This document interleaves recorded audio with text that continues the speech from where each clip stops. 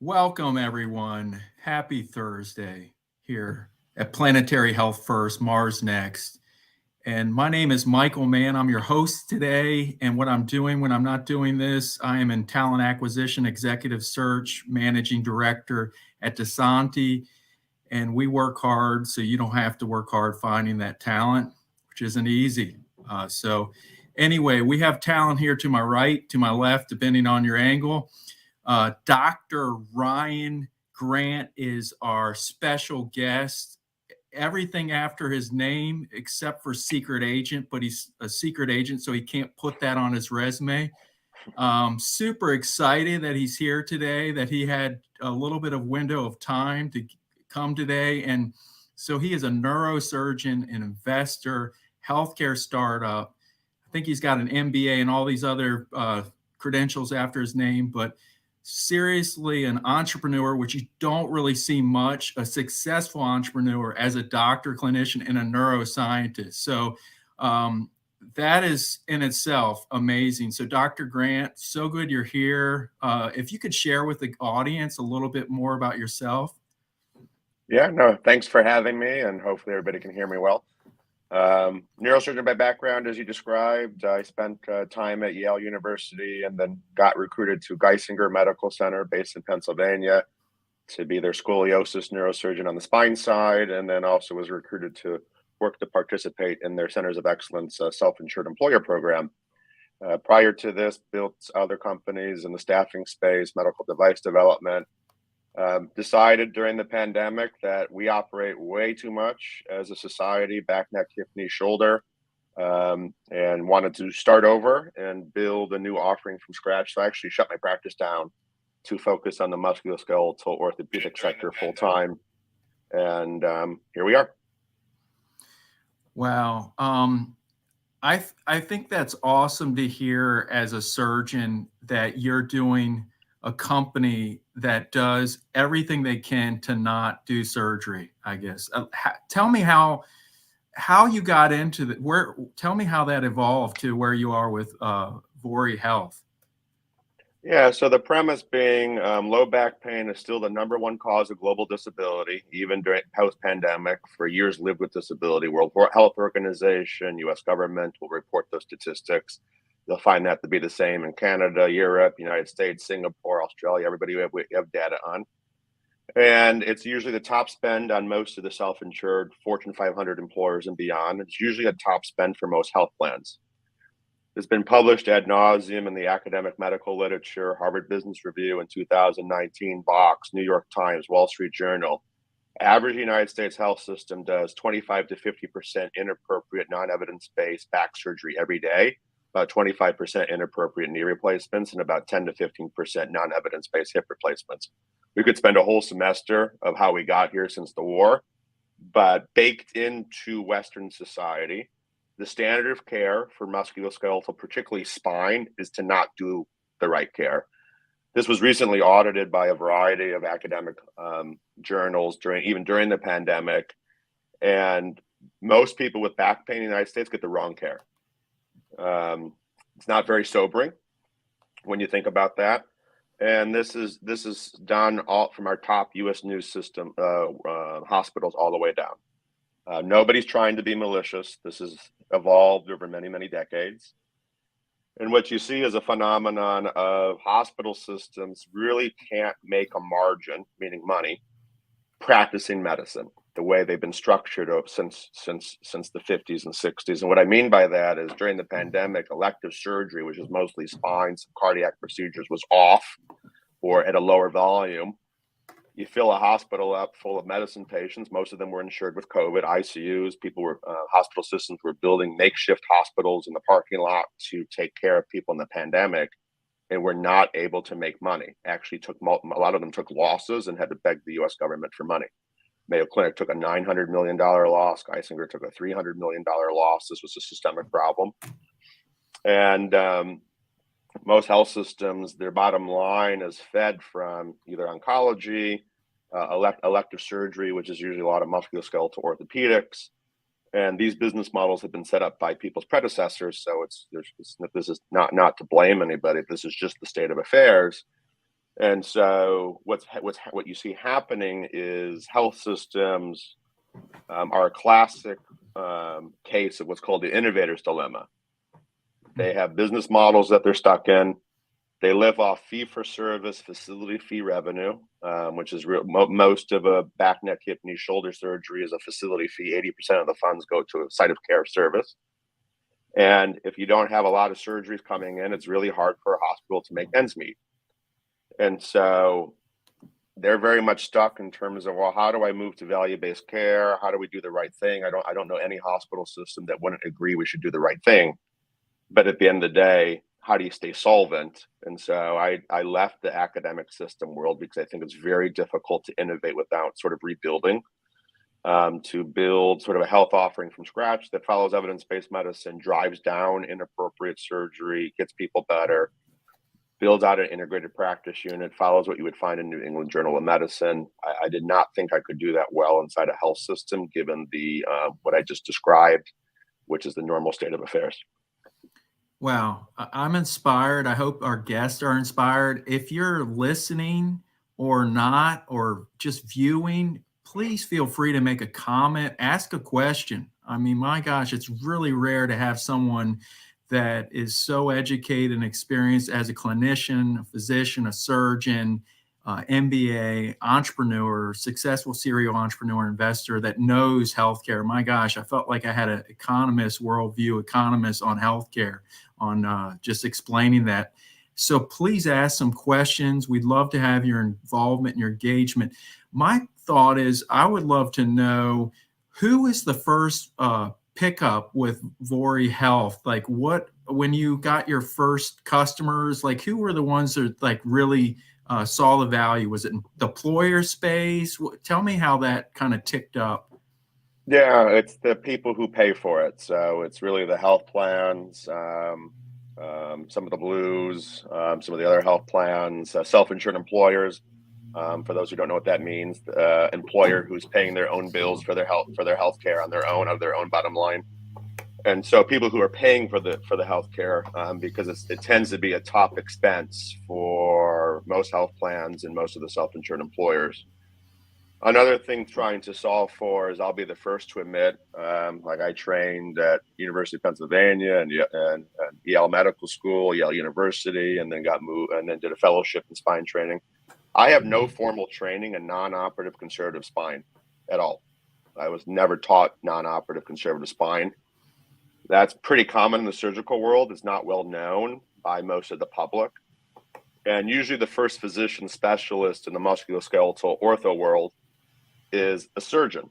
And so I would strongly argue that at least the Western world, particularly the United States, uses the wrong specialty provider to triage and take care of musculoskeletal orthopedics. The analogy would be, let's look at the heart sector. So if you had, Michael, if you had chest pain today, and I sent you to a cardiothoracic heart surgeon tomorrow to evaluate you, that seems ultra aggressive to go right to a surgeon. That is the normal state of affairs in the orthopedic spine world. It's rare that people don't see a surgeon first. That you can look through claims data, you can look through hospital data. So really, who's the corollary to the cardiologist?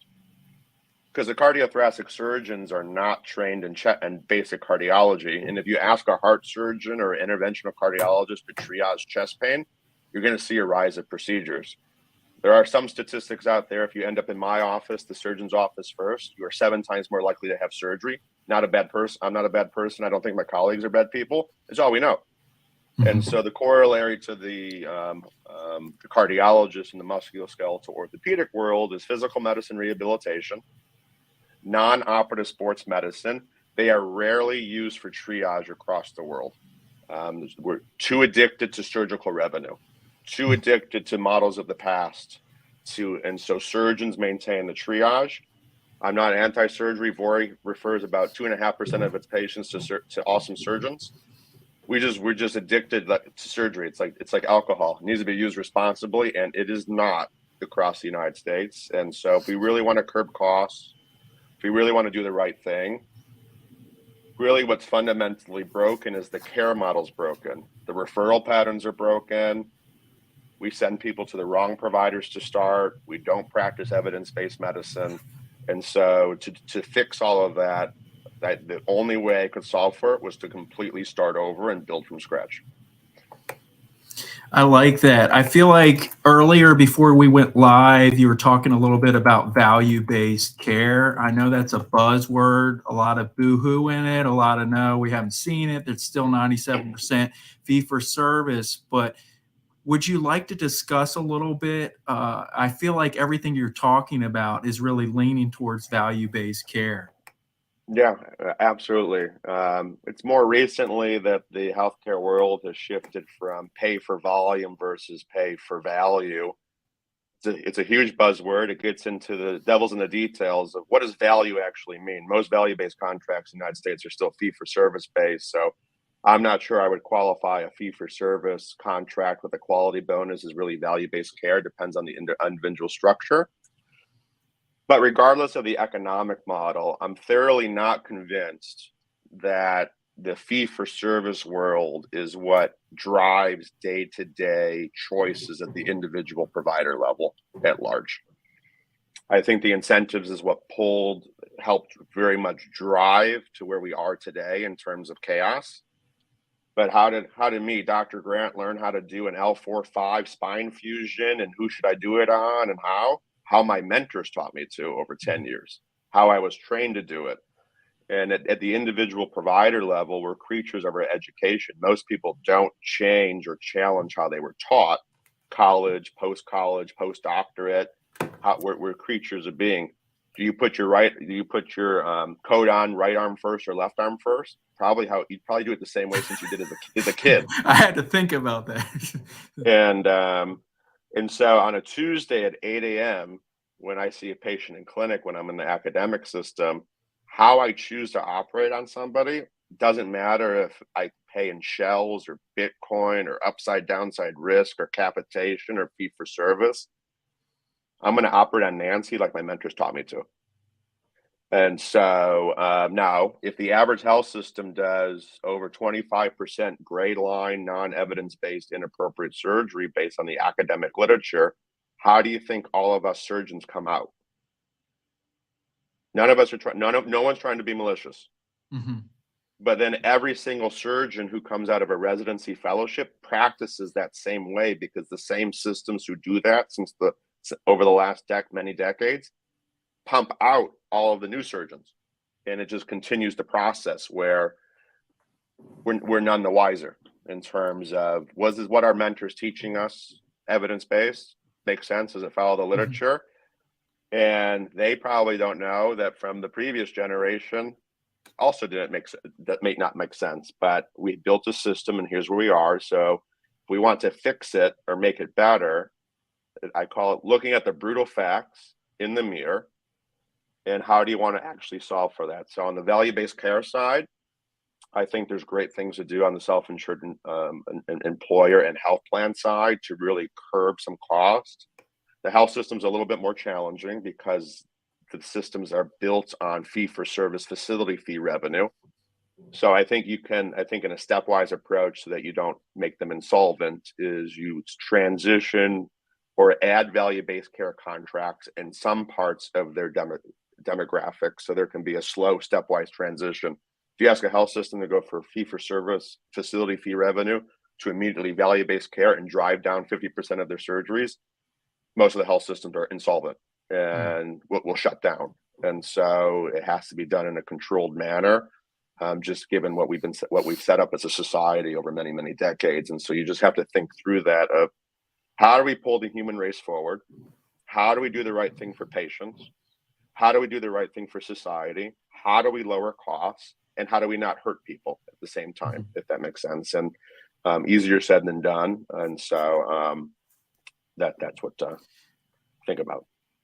Well, I think this has really been helpful. Just sort of see the kind of the mechanism, what you see in order to transition hospitals, health systems away from fee to service to value-based.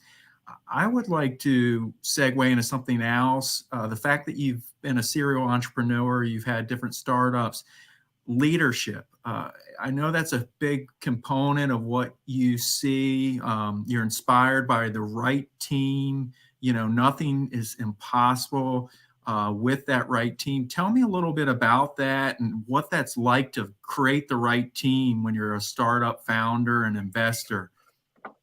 Yeah, no, it's a great question. The team is everything. You can't do this solo. Multiple different things is I'm blessed to have a wonderful team around me. I don't want to be the smartest person in the room. We go slower. I want people in their individual domains to be smarter than I am. I'm here to serve the team and the mission. And if I'm the dumbest person in the room, then I got the best team. Is how I sort of view it. And then it's really, you can't teach passion. You can grow people's passion.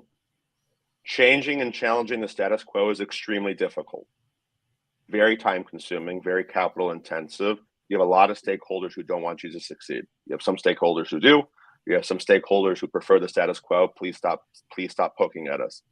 And so to have that resilience, you have to have passion and for the mission and what you're trying to do is what keeps you going when the going gets tough, because change is hard.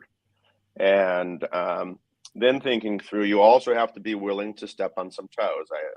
An old quote from one of my family members was, be willing to step on people's shoes, but not remove the polish.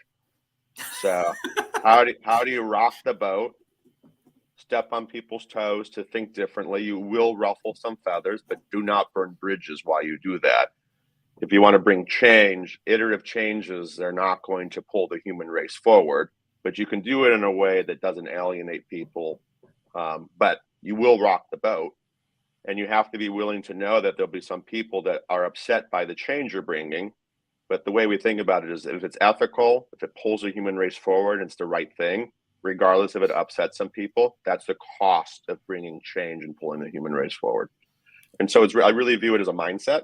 Mm-hmm. It can be learned, but it's a mindset. It's a different way of thinking. If you're scared to challenge the status quo, it's hard to bring change. And then the next thing to think about in terms of like leadership and management is, how are you going to actually now execute on it and stay focused? What does success actually look like? How do you know you're doing a good job? How are you measuring that? How are you know you're moving the needle? And then breaking down, like if like this project I view is it's going to be 20 years. Like, this is not going to be an overnight thing. This is a multi-year approach to try to curb and change society over a long time. What is year 1, year 2, year 3? Work backwards. Like what can we be in 20 years, 10 years, and then try to work backwards of what must happen to say that we are moving the needle or being successful, even though we know it will be hard, long, and tough. And then making sure you have the right people. And what does that look like? And as a startup changes and grows, you do have to change your leadership out. You outgrow them. If we are so lucky one day to grow big enough, I should step aside one day, and somebody else should drive forward. It's all about what makes the mission go forward. This is bigger than I am, and this is about pulling the human race forward. If I wanted to make easy money, I would have stayed in surgery and built ambulatory surgical centers and collected all those facility fees. That's a much easier project than this. Seems like a lot of PE are doing some of that. It sounds like that in emergency rooms. Yeah, the sector is fascinating. Over the last 10 years, you see people are addicted beyond to the fee-for-service revenue, but now they're like hooked on site of service. Mm-hmm. I would actually make the argument that is not the main ROI or economics that should be chased. It's helpful. So if you take 50% inappropriate spine surgery, 25% inappropriate knees, and move them from inpatient to outpatient, yeah, there's a delta. You save money on the facility fee. Those cases shouldn't have been done at all. Mm-hmm.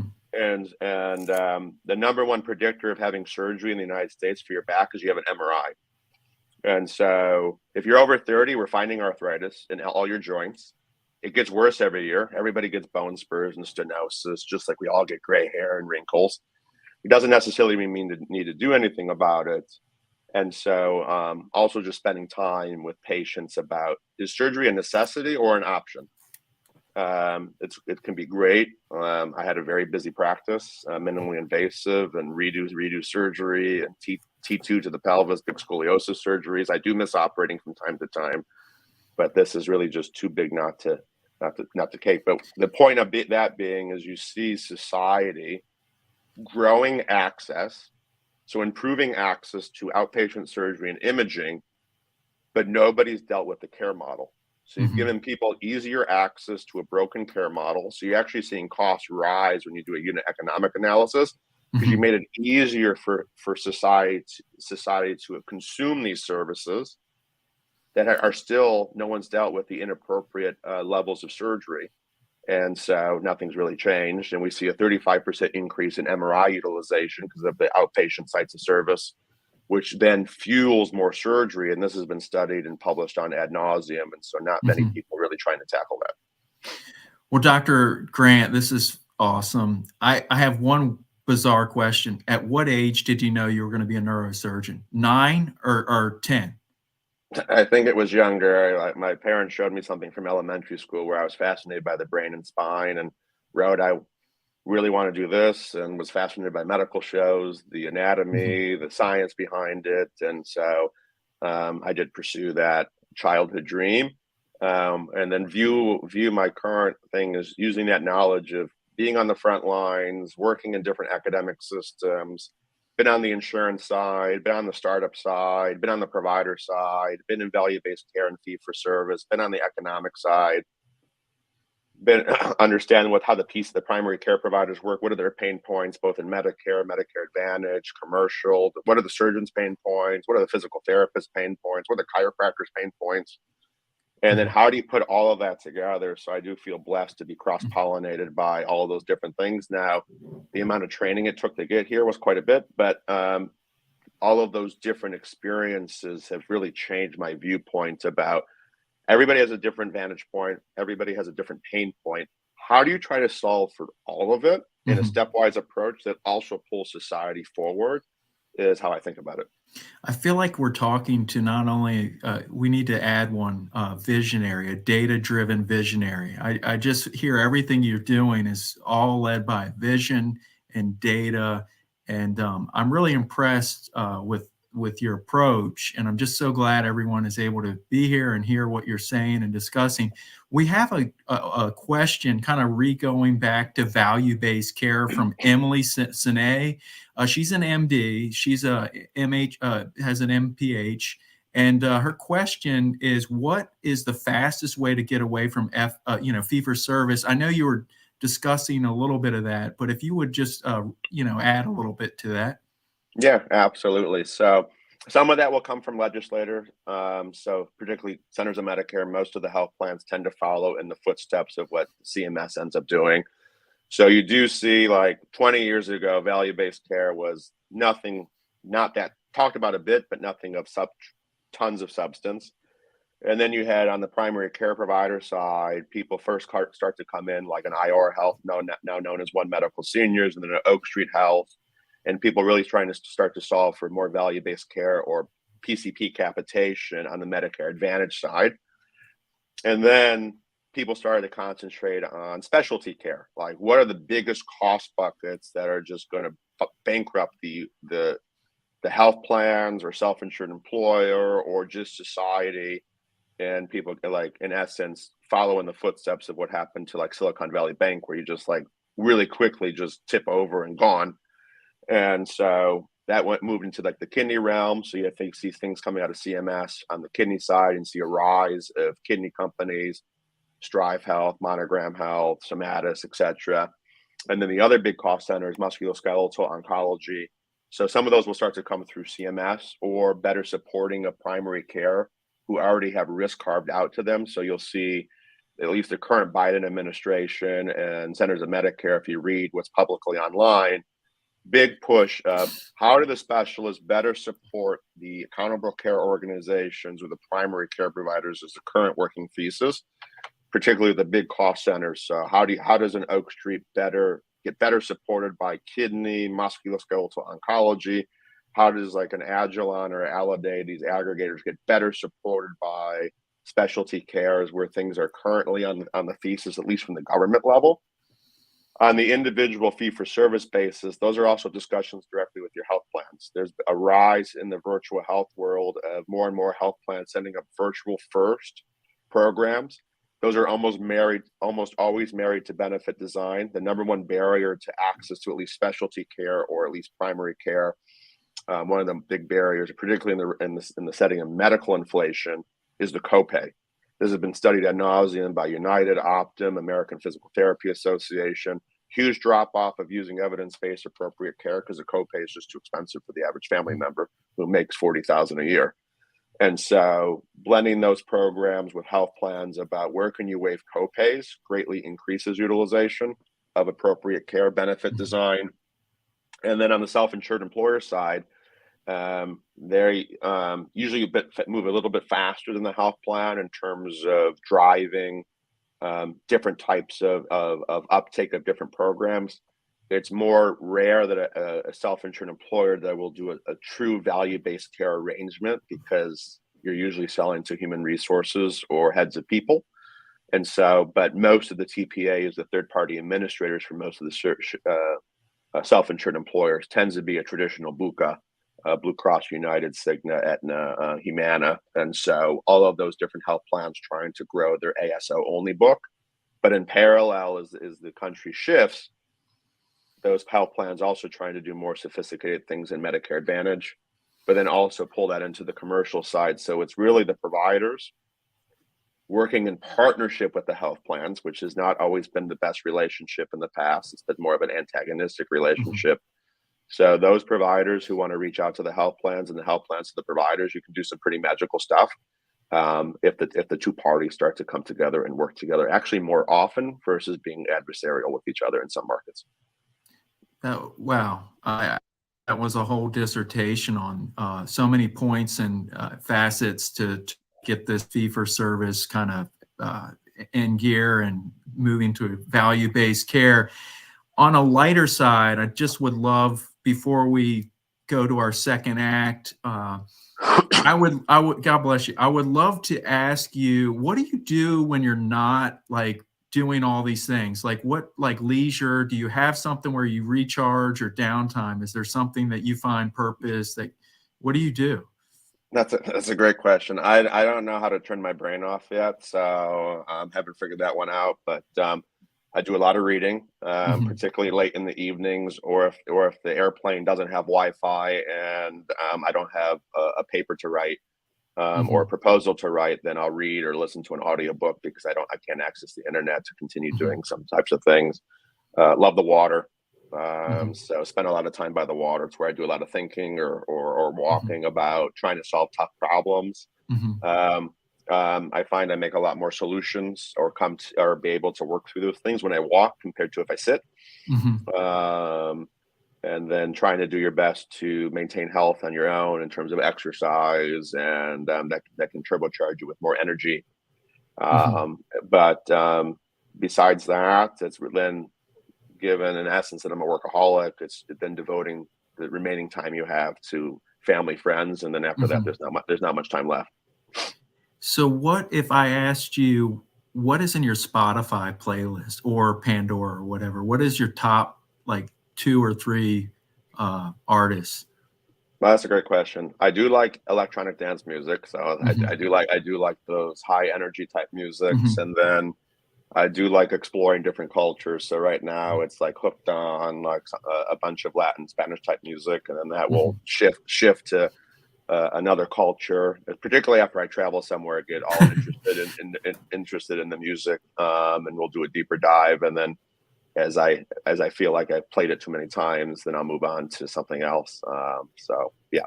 And that is Spotify, correct? That is Spotify, Yeah. and then. If I'm working, the music can't have lyrics. It's got to be something that allows you to focus. So usually something instrumental or something. Otherwise, you can't focus if there's lyrics, at least for me. Well, that's cool. I love that you're interested in all different kinds of music and the electronic. That's a whole nother thing. I didn't realize until recent how many different flavors of electronic it is. That's could be a whole nother show. Yes, absolutely. So what I would say, whatever motivates you, stimulates you, and makes you feel energized, those things are very powerful things to get work done more quickly, more efficiently. And I would whatever Mhm. makes me feel energized is Mhm. what I'll put on. So I'm hearing like getting in the flow. It sounds like utilizing music to you know Yeah. get that flow state. So we're kind of at the latter half of our talk. What would be something you would really like to share? I mean, this is about you. Really love that you're here. What is something that really gets you excited? This opportunity where you're at with healthcare. What would you like to share with our audience? No, it's a great question. I just got back from Vive, which is a healthcare conference that was held in Nashville earlier this week. And what was exciting to see, there were several health systems there. There were a few health plans there. Representatives from Walmart, some self-insured employers were there as well. And some of the stage talks, I think, gave me more hope of where Mhm. society's going. More and more health systems very interested in changing the payment mechanisms in terms of value-based care. More and more health plans, self-insured employers talking about that. 10 years ago, you didn't hear this type of talk. You didn't hear Mhm. where we really should work together. We should really change the payment paradigm. We should really like look in the mirror and say, "Uh-oh, like we should really, it's time." So it was a very I think motivating and inspiring time of people getting excited about the things. And then there's a flood of how do you combine workflows and to making the provider's life easier? How do you make the patient's experience better? I would say an unmet need in all of healthcare is fun. Most healthcare for most patients is boring, to be blunt. It's just very boring. And I view people might like their physician or their clinician, but was my clinic awesome when I was practicing? Oh yeah, that's like I can't wait to wait in the waiting room for an hour and a half and fill out forms that the physician's unlikely to read, and then walk a mile to the parking lot. Like we haven't built experiences that are really interesting for people like you see in the consumer world. And so just since I just went through airport security, the analogy would be I view normal healthcare like the normal TSA line is. Like I have no idea, that's a cluster and you have no idea what's going on over there. I view the value-based care, evidence-based care medicine side more like TSA pre-check or clear. It's much more efficient, much more Mhm. cost effective, but it's still boring. Like, Yeah. oh, I can't wait to do that again, said nobody. And so as I think about how do you solve for fun, not everything in healthcare is fun, but another word would be engaging. How do you make it Mhm. more fun? I would view even if you do value-based care well and you organize it really well and you have a nice ROI, it's still like C-SPAN. If you don't actually bring it up to, well, how do you make it more interesting? How do you get Nancy, your patient, when she's at the dinner table with her family saying, "Wow, wow," Mhm. like that the experience was wow. You don't hear those words in Mhm. healthcare. But and some stuff super serious. Cancer is very serious. Mhm. There's not going to be much fun. You can make the experience better. But for a lot of healthcare, how do you up the ante in terms of making it more interesting, more engaging, driving more fun? And I would call upon the entire sector that are we C-SPAN or we Netflix, the news, and things that draw our attention visually. Why does TikTok have explosion? It's very visual. Why do Mhm. people watch ESPN? It's very visual. Why do people love visual content and people talking about Zoom fatigue and the hybrid networks? That's just because it's just talking heads with each other. We're Mhm. very social animals, Mhm. social beings who want to make connections with each other. How do you pull all of that into healthcare for our patients and our providers is something else that we think about quite often. So I imagine you're getting inspired with Vivori Health to do that. I imagine that's part of it. Would you say you're taking that inspiration from Vive and maybe it's already embedded in Vori because it seems like you're having different therapists and different, PTs and different people at different levels engaging the platform, but what do you see how you're going to implement this with your organization? Yeah, and it's a great question. I would our secret sauce. We are a physician-led multi-specialty medical practice that's virtual first hybrid across the 50 states. Is our secret sauce is how we practice medicine, and then and how do you take it to the next level in terms of making it more fun and engaging for people. We've used the virtual side as just a tool. Like virtual care is just a tool. It's not the solution. In-person care is just another tool to engage people, but it's not a solution on its own side of service. And so if you're going to meet people where they are, regardless of where they are, use the power of virtual first in this growing day and age, and then also blend that with in-person care and vice versa. And that's how you see it in other sectors. I bet everybody on this call is a hybrid world. You text with your colleagues, or you do a video chat, and then you see them in person. You do the same thing with your family, and that's the future of healthcare as well. And would like to also challenge society to move a bit quicker. Let's stop debating virtual versus in person. Like I find it to be ridiculous conversation. That's the same conversation we had back when banking went online. And when you're like, people are like, oh, who's going to bank online? That's crazy. Why would you bank online? It's not secure. It's not this. And now it's just banking.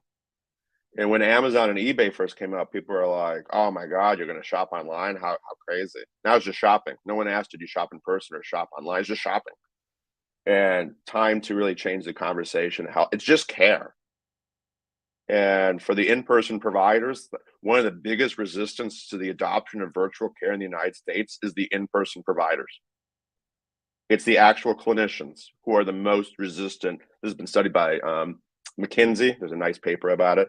Most resistant clinicians, not all of them, but that's one of the most recalcitrant groups to the adoption and forward progress in healthcare is actually the actual clinicians who are scared about it.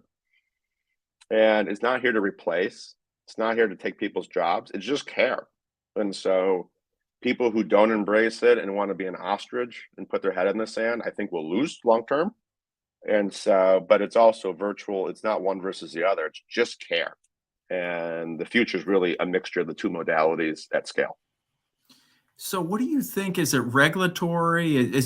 I hear that you think it's just the inpatient, the clinician who just, is it just, when you peel the onion layer a little further, what is it that's preventing these clinicians to want to go, I guess, hybrid or whatever we use in the work world? Yeah, it's a mixture of things. Reimbursement's a big thing. Like it took a pandemic to push virtual care. One of the biggest things pre-pandemic is you couldn't really get paid for it. So no one, if you can't get paid for it, oh wow, magically no one's going to use it. And so if you can't get it reimbursed, no one will use it. That's the end of it. It's dead. And so reimbursement has to be there, which is at the health plan or the legislative letter. Absolutely. Licensing is a pain in the ass in the United States. Every group, every state's its own box. It's not anywhere like driver's license where you can just drive around. Nope. And so you need an individual state license where the patient's located. So it doesn't matter where the physician's located. If the physician lives in Florida and the patient's in Hawaii, that physician needs a Hawaiian license, or otherwise you're violating state law. There are compacts coming out, which makes it a little bit easier to get multi-state licenses, which is one of the big impediments of the adoption sometimes of virtual care. Like if you live in one state and your patient lives 2 states over, how many licenses are you going to get? And hold multi-state licenses, and then each state has to have its own continuing medical education, and they don't sometimes have reciprocity. So it's also the states looking in the mirror. Sure, collect your medical license, PT license, nursing license fee, but so to protect your revenue stream, you got to make it easier. Like we can't have there's too many silos. So you got to make licensing easier, which can be legislated. Compacts will start towards that, but it's still not great. And then I would say providers getting out of their own way. This has also been studied and published. Like on the musculoskeletal orthopedic side, if you take orthopedic surgeons, spine neurosurgeons, physical medicine, rehabilitation physicians, sports medicine, nurses, health coaches, rheumatologists, physical therapists, and the list goes on. Who's the most recalcitrant to the adoption of virtual care of all of those specialties? Physical therapy. Mm. So there's a big push by a lot of the physical therapy groups to maintain their turf. Physical therapy must be physical. Mm-hmm. The evidence has countered that multiple times, study after study after study after study. Even academic systems like hospital special surgery putting out that is not the case, and still people being very resistant to the adoption of modalities of just care. So as we think about how do we move the human race forward, making sure we also look in the mirror: are we helping the situation, or are we actually one of the obstructionists? Even if we're not thinking it through, how many of us once in a while are actually obstructing progress and don't even realize it? I've certainly been guilty of that, but not even thinking through how do you pull the human race forward. So what do you see as the most possible with transformation of healthcare in the next year to two that you would see actually happen? I know we have these huge 10-year out thoughts, but in the next few years, where do you see some real meaningful transformation happen in healthcare? Yeah, I would say some of it's getting the basics right. So interoperability, so just people able to exchange information will be a big step forward. Lots of duplication of services, very hard to get medical records. So you see that side growing. You'll see more people setting up Smart on Fire or other connections so that EMRs actually talk to each other and share data. That will be just like the internet. It will be a much better step forward if we can actually have a congruent medical record. It's like this health system owns 20% of Mr. Johnson's record, and this PCP, who's not part of that health system, owns another 40% of Mr. Johnson's record, and everybody has disparate parts of Mr. Johnson's record versus can we just have 100% of Mr. Johnson's record so that we can actually do the best thing for him? You see that progressing. You see a lot of patient engagement tools. You see a lot of virtual front doors and helping people care navigate the systems better. You see an acceleration of alternative payment mechanisms in terms of people, okay, all right, I really maybe want to adopt that. ChatGPT and some of these other things out there in terms of artificial intelligence, a little bit new to the block. They're not very good for diagnostics yet, but I think we'll eventually get there where AI can either outcompete a human, but not in the next year. But ChatGPT and some of these other things you've seen come there can be very good at summarizing. I don't think with much more training. I'll be the first to admit, physicians, we don't document, I'll say clinicians very well. We're just, that's not awesome documentation has never been a priority in most clinicians' minds. But you could have an AI system like ChatGPT or something like that fill in the shorthand. So it's still medically accurate. It's still what the physician wrote. You could validate that where it actually fills in and makes the note coherent. Or also takes all that data, either for a patient, and just summarize it in layman's terms. We share notes with patients all the time in the traditional system. The average person doesn't understand half of it. There's a lot of people people forget, the average, a lot of people only have a 4th grade reading level up to an 8th grade reading level in the United States. So we did the study when I was at University of Pennsylvania. More than 50% of the US population, even though they can read and write, was functionally illiterate for the level of what medical documentation was written at. Informed consent, the medical chart, more than 50% of Americans couldn't understand what they were reading, even though we share radiology reports. A lot of people don't understand that. And so how do you simplify it? And the list goes on, but those are top of things that come to mind.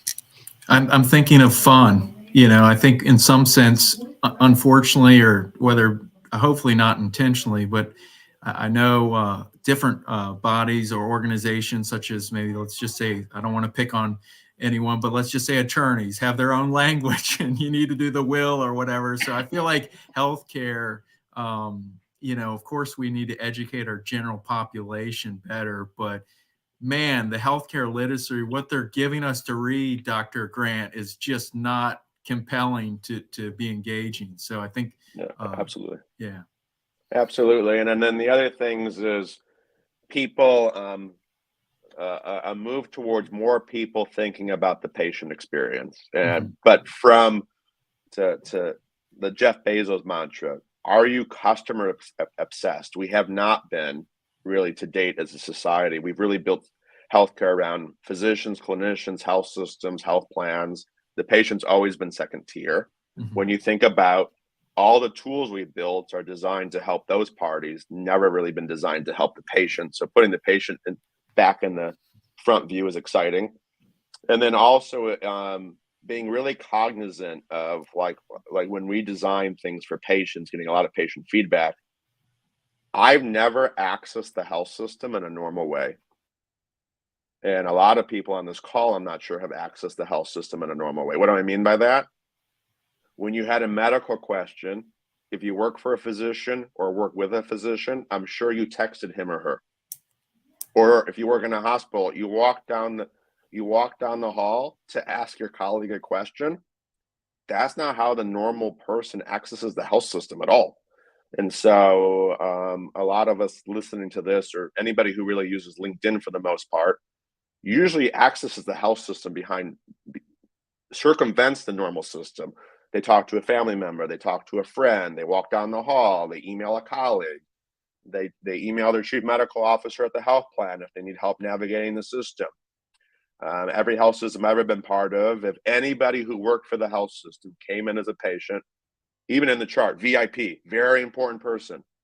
And so you still have this mantra of a two-tiered system of people who work in the system or work in it, access the system in one way, and then there's everybody else. And I haven't found a place that's not like that. Doesn't mean that it's good or bad. That's just looking at what's the current state of affairs, being very honest of what it is. Is that acceptable or not? Is how we actually bring change versus denying that that's what's reality actually is. You know, I just would like to recap. We're kind of coming towards our end time. I love what you said about the customer obsession, the patient obsession, and really making healthcare fun, value-based care. You gave so many points on that. I would say that could have been a whole year or semester, 2 semesters just in healthcare economics. But anything you would like to leave the audience with, some takeaways, recapping? No, I appreciate that. If you found this intriguing, always happy to connect. You can find me on LinkedIn, not hard to find. Lots of great work to do out there. It can't just be, it has to be multiple organizations pulling the human race forward. It's not going to come from 1 or 2 or 3. It's going to come from hundreds. There can be some groups who spearhead things, but you need a coalition to actually pull the human race forward, where we leave the healthcare in a much better state for our kids and grandkids as we move along versus where it currently is moving is exciting. Happy to talk about the startup world, or if you're a health plan and want to curb your musculoskeletal orthopedic costs, happy to talk about how I think about that. But would challenge people about, it's hard to do a value-based care well if nobody does anything with the care journey or the care model. And it goes back to Nancy at 8 a.m. to the individual provider, which you usually will see is a health system and a health plan. If they cut a value-based care deal, that the 2 C-suites high-five each other, it never tends to trickle down to the individual provider level. And so the clinicians, it's just in clinic, Nancy at 8 a.m., completely removed from the economic model, completely removed from a different way of practicing. So they practice how they always practice, which is the status quo. And I do think, after working on both sides, that's one of the big parts of why value-based care has sometimes struggled, because you have to practice differently. But then every value-based care model usually is not standardized. So they can be very difficult to operationalize. And so how do you standardize some of those? Because if a system or a provider group signs 20 different value-based care deals, and they're all different, and they all require people to practice differently, how are you going to operationalize that in your system? versus can you practice all one way that fulfills all the value-based care contracts that you negotiate. So that does have to be mirrored and matched to the care delivery protocol. Otherwise, it's very difficult to be successful. And then how do you measure success? And so being very crisp on outcomes, what does quality really mean? So we go back to the original value equation, quality over cost. Very easy to hide on a statistical or claims chat set of, did you do well? So if you did really crappy care, 1 over real, and it was really cheap, 1 over 1 statistically is 1. On the opposite end of the spectrum on the value chain, you did really amazing high quality care, 100, but it was expensive. 100 over 100 is also 1. On a statistical value-based care realm, those two look the same unless it's matched to outcomes. And so if you're doing an economic run, it can be misleading. And it can also be a way to people cheat, for lack of a better word. So people can actually cheat in value-based care. This has been picked up by Forbes and some other health system CEOs writing about how people cheat in value-based care. So how do we maintain our ethical grounds? How do we make sure we're moral? How do we make sure the care delivery is sound, and then match that to an economic model versus taking an economic model and then trying to match things to it or game the system is sort of how I think about it. Wow. Such a pleasure to have you, Dr. Ryan Grant. Really thank you for coming, taking your time. I know you're super busy. Everything you alluded to, you don't really allow yourself much time other than walking on the beach or, the water, and kind of just really re-energizing.